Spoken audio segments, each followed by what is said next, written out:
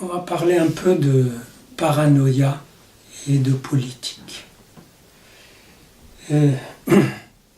Bon, des circonstances ont fait que j'ai réfléchi sur ce thème, que j'en ai parlé. Et alors l'idée qu'on se fait généralement de la paranoïa, on dit une parano, dire on n'a peut-être pas fait tout parfaitement, on est persécuté par soit l'idée qu'on va vous épingler comme fautif, soit parce qu'il y a un danger qui va vous tomber dessus, et on ne sait pas quoi, etc. Mais la paranoïa, c'est pas que ça. Il y a une variante persécutive, il y a une variante mégalo de la paranoïa. On se sent le mieux de ce qu'il y a sur Terre. Il y a une variante érotomane. Il y a donc plusieurs variantes. Ce qui est intéressant, c'est que Freud a fait quelques pages là-dessus qui sont absolument géniales à la suite de son étude sur un cas de paranoïa, qui est le président Schreiber, c'était un président de tribunal, allemand, et il est parti de cette phrase. Il a dit, voilà, le vrai moteur de la paranoïa chez cet homme, et chez beaucoup de la paranoïa persécutive, c'est la peur des tendances homosexuelles. C'est-à-dire, l'homme en question, c'est comme s'il se formulait une phrase « Moi, un homme, je l'aime, lui, un homme. » Horreur. Que devient mon identité d'homme? Bien sûr, aujourd'hui, ça paraît bizarre. Un homme découvre qu'il aime un homme. Bon, ok, on ne va pas en faire une catastrophe. Mais il faut savoir qu'au début du XXe siècle, ça veut dire que tu n'es pas un homme si tu aimes un homme. En tout cas, Freud dit, devant la peur que le type ressent, il a absolument besoin de nier cette phrase. Dire, moi, un homme, quelle est la négation de « je l'aime » ? La négation, c'est « je le hais ». Ben oui, mais il faut une raison pour le haïr. Et c'est là qu'intervient, selon Freud, l'idée de la persécution. Je le hais, la preuve, il me persécute. Donc voilà comment c'est parti d'un élan tendre pour un homme, pour devenir un sentiment persécutif. Je le hais parce qu'il me persécute. Entre nous, ça vous indique que quand les gens ont besoin de faire tenir un système de pensée, ils ne s'embarrassent pas de vérité. Il s'agit que ça tienne. Voyez ? Donc lui, ce qu'il doit faire tenir, c'est surtout pas ça. Donc, il invente qu'il est persécuté. Il y a en fait d'autres façons de nier cette phrase. Je l'aime. Ça peut être c'est pas moi qui l'aime, c'est elle. Et là, ça donne des délires de jalousie. La femme du bonhomme, elle aime cet homme, donc elle le trompe. Donc, si en plus il y a de l'alcool qui s'ajoute à ça, délire de jalousie. Donc délire de persécution, délire de jalousie, délire, ça peut être aussi « je n'aime personne ». Le résultat, c'est que c'est moi qu'on aime. Je n'aime que moi. Donc, je suis l'objet d'amour universel. Vous voyez ? Érotomanie. Et ainsi de suite. c'est assez joli comme construction. Et en fait, moi je ne saurais pas vous dire si c'est vrai, vérifié tout le temps, mais il y a quand même beaucoup de vérité là-dedans. Et ça concorde avec beaucoup d'expériences.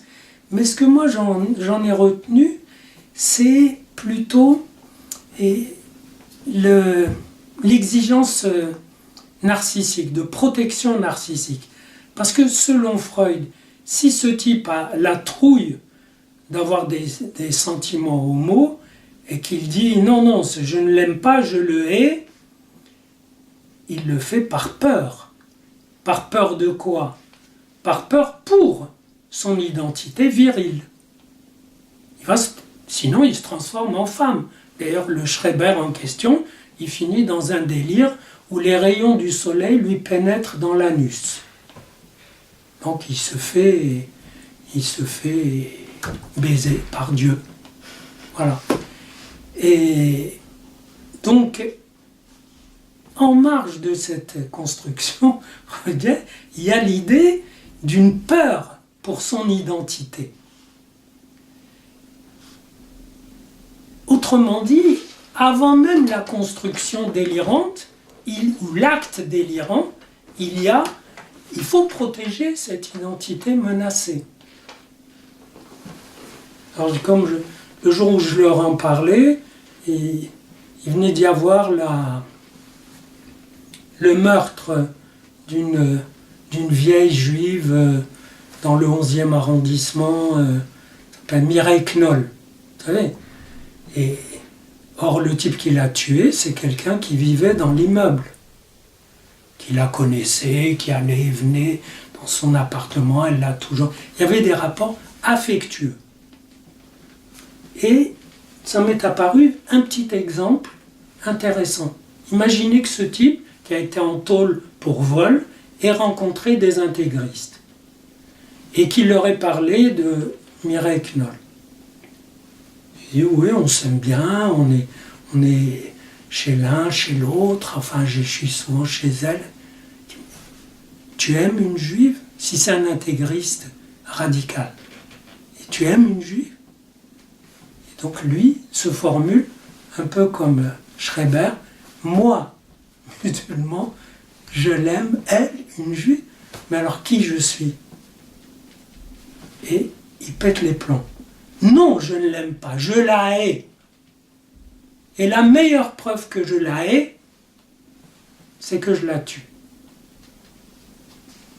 Autrement dit, selon moi, il l'a tuée parce qu'il l'aimait. Et que c'était en contradiction avec son identité à lui.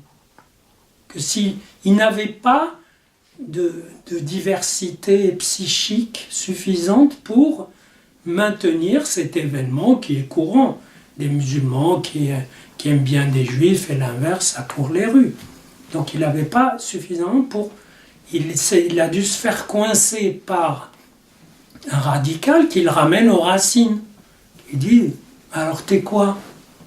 Tu es fidèle à notre texte sacré ou tu es fidèle à toi-même, à ton identité? Tu n'as plus d'identité.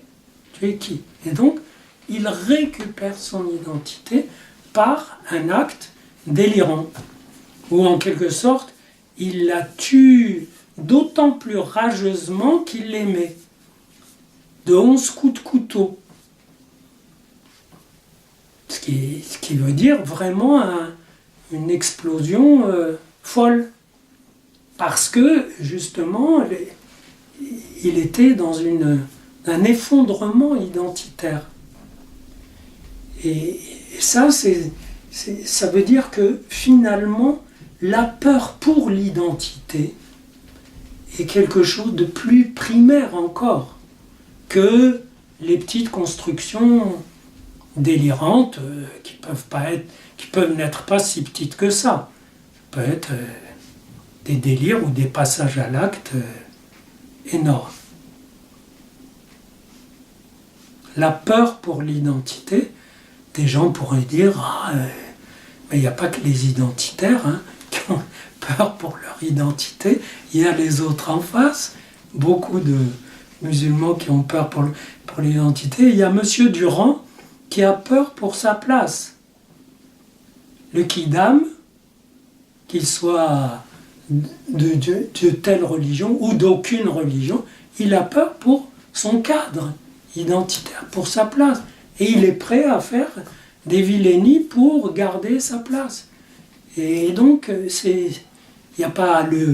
ne va pas le mépriser pour ça. Ça fait partie de la vie. Le problème, c'est essayer de ne pas en arriver au point où la peur pour l'identité vous fait faire des actes que vous auriez horreur d'identifier,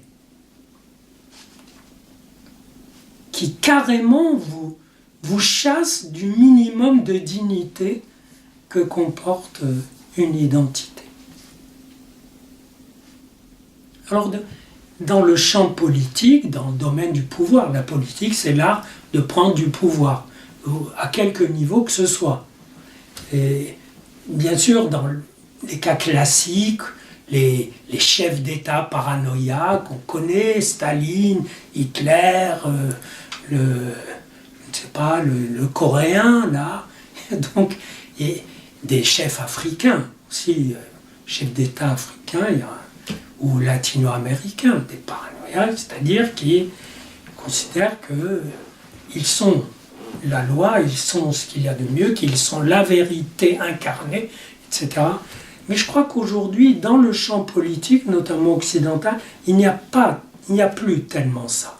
Vous voyez, bien sûr, des ministres, des responsables politiques, ça peut leur monter à la tête de croire qu'ils sont très hauts, mais généralement, ça, les secousses de la vie politique leur redonnent un peu de réalisme. Mais il y a une paranoïa, et comme je l'ai analysé au début, qui est signalée par la peur de perdre le pouvoir, la peur de perdre la place, la peur pour l'identité chef politique qu'on a. Et là, c'est une paranoïa d'autant plus forte que vous avez en face une machinerie médiatique et communicationnelle énorme qui peut vous rattraper, qui peut vous dire il y a 3 ans vous avez dit que, etc., qui vous montre les images, etc. C'est-à-dire que réellement, grâce à la communication, cette trouille pour l'identité, donc cette peur de se désidentifier, de voir son identité se liquéfier, est devenue énorme. Et donc c'est la dimension narcissique de la paranoïa qui, elle, se maintient d'une façon calme, tranquille. On n'a pas des grands agités et on a des gens qui doivent résoudre ce problème au quotidien.